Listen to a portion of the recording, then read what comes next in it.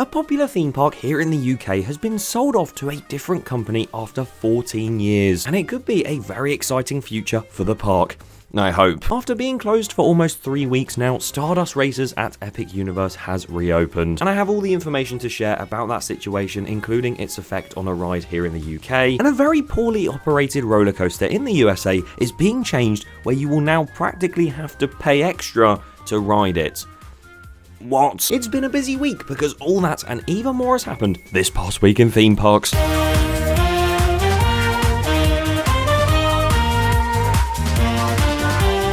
Hello and welcome back to another episode of the series that no one is waiting for each week. This past week in theme parks, where we take a look at the news in the past 7 days, you won't believe it, in theme parks, and crikey, there is a lot to go through today. So if you want to skip to specific stories, be sure to use the video progress bar chapters below, and be sure to use that subscribe button as well if you haven't already and you do enjoy this series, because these videos do take quite some time to research and create each week, so any support like subscribing would be very, very much appreciated. So with that being said, it is good to be back doing this weekly again. We had a break for about a month, came back with a bang, and now we return the week after with yet another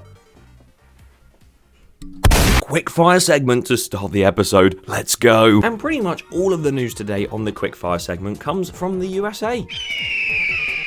Yes. That was not a bald eagle. Starting at Six Flags Over Texas, where Tormenta Rampaging run their brand new Giga Dive coaster that every enthusiast, including the pigeon outside, seems to be saying, oh, it looks boring, slow, unimaginative. Well, actually, the overbank over the drop looks very symmetrical and it's very pleasing to the eye, but support for that coaster have started to go in on site. Batman the Ride at Six Flags Great America has reopened after a long time of downtime. B&M invert at the park that has the same name as about 500 other B&M inverts at Six Flags parks as well. And at the same park, Raging Bull, their B&M hypercoaster, more of an actual unique name this time, has reopened after its full repaint and refurbishment. The manufacturer S&S has been busy testing their new rail rider concept. Somewhere in America they've built this coaster, and as you can see, it's running and it looks very strange. Looks like an RMC single rail if it had way more reinforcement on it, which hopefully means it won't shake the living daylights out of you. There seems to be a few updates about Millennium Force at Cedar Point in Ohio. Not too sure what is happening there, but there seems to be a lot of hints about what's going on with it and what they're going to refresh. I don't know. Much like I don't know what Dollywood are going to do to Mystery Mine, their very strange Gerstlauer Eurofighter, because that'll be closing in November to have a long refurbishment till 2026. Well, some point in 2026 is going to reopen, not at the start, because otherwise that's a month to refurbish it all. Like a roller coaster, we're in America. Now we're going to dip down to South America underneath to Cacau Park in Brazil, and as you can see, there's a vertical filmed video here where we can look at what they've been up to. There's like a weird stone maze and the station for the Vekoma Ghost Rider. Loads of other stuff with the track just in the car parks ready to be built. Oh, it looks great, even if it does just look like a mud pit currently. But nice to see some updates from there. And in Mexico, Vedanta World, which I've never heard, but it's got a cool 3-letter word in the middle of its name, is going to be getting a brand new Vekoma manufactured LSM launch coaster with 6 inversions, 16 seconds of airtime, and the world's first double rollover top hat. And a roll through the station, you can see this image here of them building that. That is going to be a great little coaster, and it's so compact. Look at that space. 6 inversions in there, 16 seconds of airtime. You're having a laugh. That is going to be incredible. Now we're going to go back up to North America, where Lagoon Amusement Park are going to be revealing their new attraction on October the 10th. Only 4 days away from when this video is uploaded. Set your calendar reminders. It could be a new strata coaster, the world's tallest, fastest ride, or it could just be a kid's flat ride. Maybe don't get too excited just yet, but that will be nice to see. Talking of Lagoon, Goob Lagoon, a new water park has opened and had $400 million worth of legal fees because of all the deaths and injuries there. And over in Florida, Tapu Tapu has finally been removed from Volcano Bay. I say finally, as if that's a good thing. No, this is horrible. Why would you remove it? It was such a good system. If you don't know, the little wristbands at that water park, you would tap, come back in 50 minutes or something. It would come up on the screen, and then you would come back in that time, and you basically just virtual queued. They've got rid of that now. So sad. Along with the fact Hollywood Rip Ride Rocket at Universal Studios Orlando is still being demolished, and that non-inverting loop, very iconic element, is now gone. There's no loop anymore, and I think the only part left to demolish is part of the station and that lift hill and drop, and that is literally it for Hollywood Rip Ride Rocket. It's gone after that, and I'm excited to see the Intermint that's going to go in its place. But now, to end this quick fire segment, we are going to take the shuttle bus from Universal to Busch Gardens Tampa Bay. Oh wait, we won't be able to do that anymore because, yeah, that's another piece of news. They're cancelling the free shuttle service from anywhere in Orlando to Tampa for Busch Gardens. What a way to lose half of your guests. So we know Busch Gardens doesn't make the greatest decisions, and they've proved that correct again because of a decision they've made very recently. The fact they're adding metal detectors to Iron Gwazi, their RMC roller coaster. Metal detectors don't sound too bad, you know. Everything's going to be a lot safer. No one's going to lose their loose articles, you know. Well, that would be great if there was actually a place that was free to store your items before going through those metal detectors. But it has been said, despite the fact they are going to force you to put your items elsewhere, the lockers that are on Iron Gwazi will not be free and you will still have to pay for them. Meaning, if you have any sort of loose belongings, even your phone, a watch or something, you're going to have to put them in the locker and pay to ride Iron Gwazi, because there's literally no other way you can go on it without paying for a locker. I do sincerely hope that they change their mind about this change and sort of make the lockers free. That would be a good idea. We'll just have to wait and see on that one. And we're now going to head over from Tampa over to Epic Universe. Because if you're not aware, there was sadly an accident on Stardust Racers, their dueling Mack launch coaster, a few weeks back where someone was riding the coaster and they came back into the station unresponsive and sadly did lose their life after spending a day with their partner.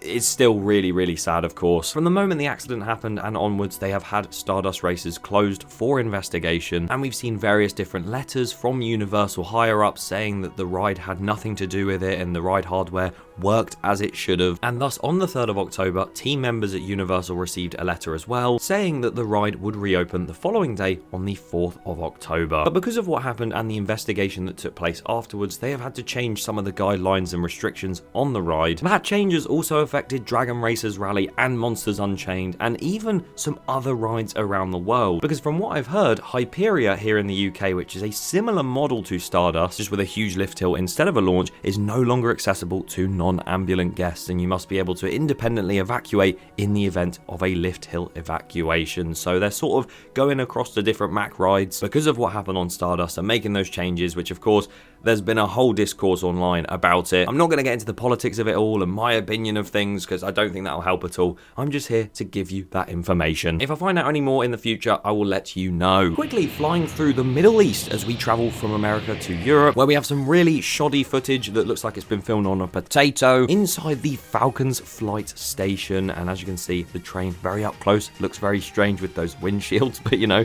I guess they have to do that. My Christ, you have to wear goggles on Red Force, let alone on this.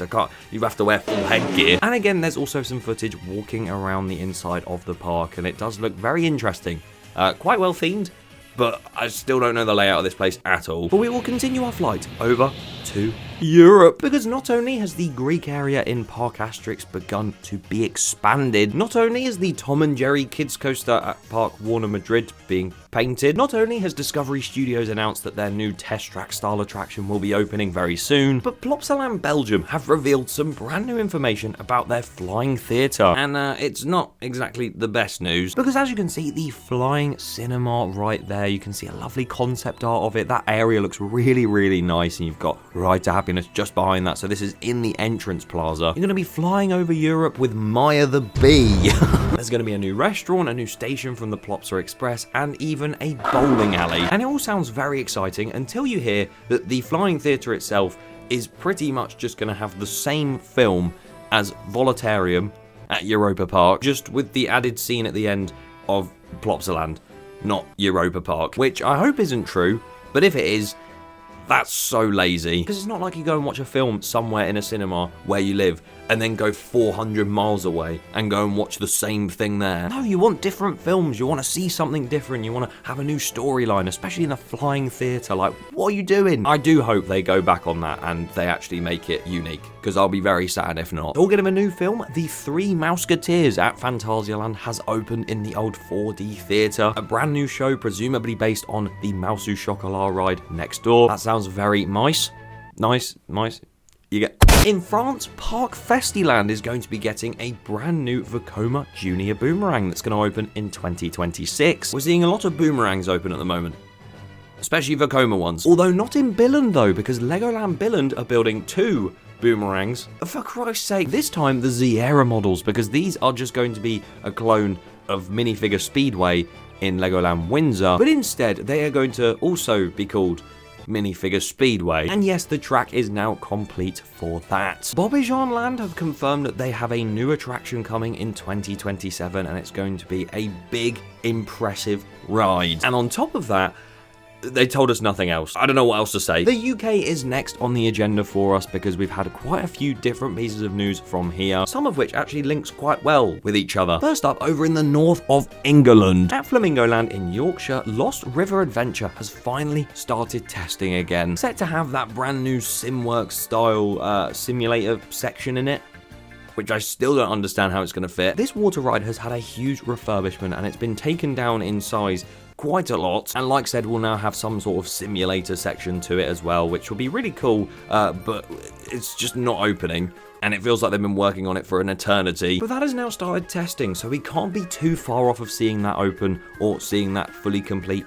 Maybe opening next year. Back down south again at Thorpe Park, Fright Nights has finally started their Halloween event. I was very grateful to be invited to the press preview event, and the event is solid this year. Go and check it out. Unless you want to go and ride Zodiac and Samurai, because they're currently unavailable right now. Unlike Rumba Rapids and Amity Beach that are scheduled closures, and unlike Stealth and Ghost Train that seem to have planned late openings on multiple days, these rides are just listed as unavailable, and Zodiac's been closed for ages, I didn't realise, and Samurai is a recent closure. I'm very confused as to what's happening there. Samurai always seems to have issues, I don't know why, and Zodiac being closed for that long, I don't know what's happening. Maybe it's time to bring back the It Broke series and discuss these more in depth. Something that did close a long time ago was the Ultimate at Lightwater Valley back up north again. And now if you want to own the front ride car, you can buy it for £300. Look at it, it is in fine, pristine condition. I mean, that's not actually a bad price for that, considering Alton Towers were charging about £350